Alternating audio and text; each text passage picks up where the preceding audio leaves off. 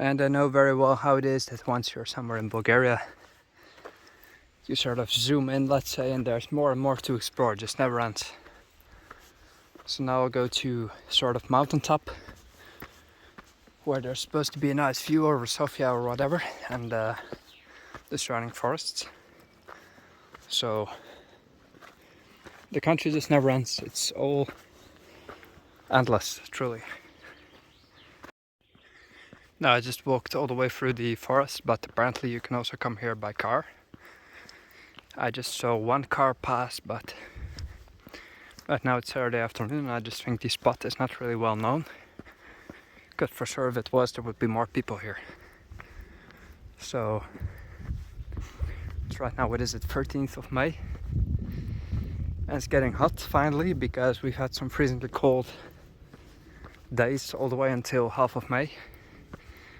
But now, actually today, the weather is turning, or perhaps just because I'm overheated after this hike. And I'm again dressed way too warm. Now the weather's turning and it's about to be summer. So I'm walking to the, if you want to know what the place is called, I'll drop a link, just send a comment. But yeah. I'm almost at the viewpoint, and there's also a sort of scala, a sort of rock formation, and you can just see how nice this nature is. Like, it's sort of, it speaks to me more than nature in Switzerland, for example, where I've actually been last week. Stunningly beautiful country, but I think despite them having palm trees and beautiful lakes in some places, I feel closer to Bulgarian nature. And I still don't know how to explain it, because people would call you crazy, like, oh, how can you like it more than the Swiss Alps? Like, it's not a competition, but please, salamander. This sort of soft, glowy landscapes with a sort of southern hint, you know, with these rocks. Gives you a bit of a desolate feeling. And you can just walk into the forest here, see there's nobody. And this just speaks to me. I don't know. And you can walk on for days on end here. I'm not much of a hiker, truly. I do like small day trips, but you can just see how attractive this landscape looks, doesn't it? Look at this.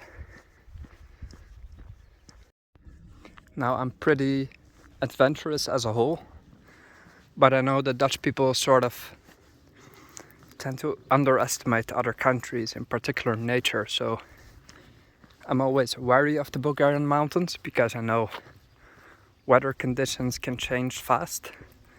Like, it could in an hour or so be a thunderstorm, I don't know, looking at these clouds, you never know.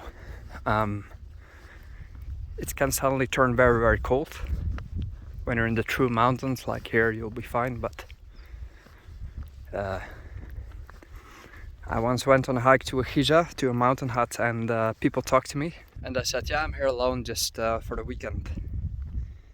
And the guy said in Bulgarian that I should be careful, because he said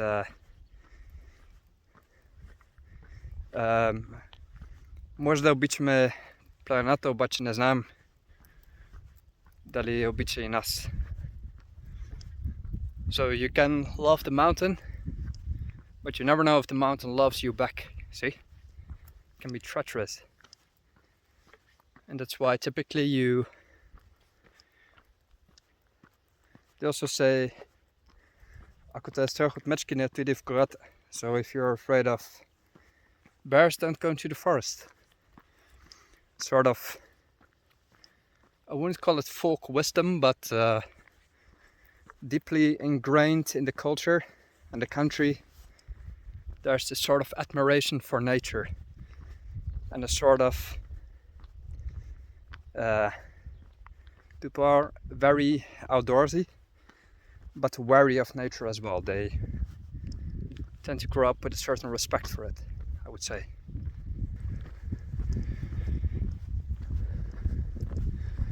I think I'm approaching the rock formations here.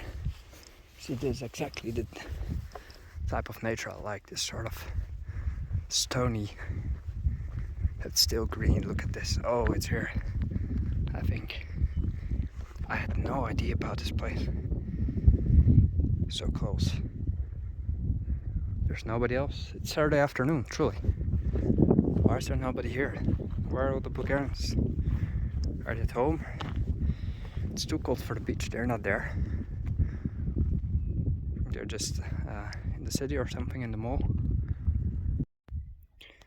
And now if you watch my channel, I'm sure you're quite curious about the world and perhaps you've traveled lots yourself. Do you feel the same like I do about this landscape sort of hitting differently? Perhaps you actually need to stand here or walk around yourself with a hammock and a cold beer and sit here for a day. But does it speak to you differently than, for example, I don't know, places in Italy or Spain? In terms of true aesthetic beauty, I don't know, I find it very hard to bring into words. That's, for example, the Dolomites, the mountains in Italy. Perhaps it can be objectively seen as more beautiful than this. Like, it's a different type of, if you compare to Pirin, for example, the mountains, perhaps it's a bit closer, but does this hit you differently as well? Like with me, it just does. Perhaps it's just a personal preference. There's such a thing as well. It's not all so easy to compare things, and there's actually no need. But I don't know what it is about Bulgaria, but something has kept me here for nearly 9 years, and I'm a bit scared, like how much longer it's going to be. Like not scared, but it's not like I want to leave, but something, the warmth, it's a sort of calling, I think. And sometimes I despise things in Bulgaria. When I'm stuck in Sofia too long, I start to feel not anxious but jittery, like the people are bad drivers, they can be kind of rude, they smoke everywhere. But a little bit crass, you don't get good service, you pay a lot but you get a little in return often. That's how it is. I'm sure a lot of Bulgarians would agree that it's not the greatest city, but it's okay-ish to live, it's pretty good. Nonetheless, you start to get sort of jittery if you're there too long, a bit fed up, feel like you're in a sort of, how should I say it? You get a bit pessimistic, perhaps, at least I do. And once you leave, you refresh in a place like this. It melts like snow in the sun, you know. And then you truly catch the feeling for the country again. Because I would just say Sofia's not the country. It's just not. If you just visit Sofia, you've seen absolutely nothing of Bulgaria. And I found the rock formation right here. And once more, I know this country. I like to say I know it, but just goes to show that there's always more. And Sofia, like, the weather is a bit hazy, but it's right there. I don't know if you see it, but the back, that's where the clouds are, and you see Vitosha mountain right there. That's already past Sofia, so that's how close it is, truly. It's a pretty neat place though, isn't it? I'm going to go back to the car because my Krav Maga seminar starts in an hour and a half, and I'll need to grab lunch before, something small, so let's go. I'll catch you in the next adventure. I hope you enjoyed this little story from Bulgaria.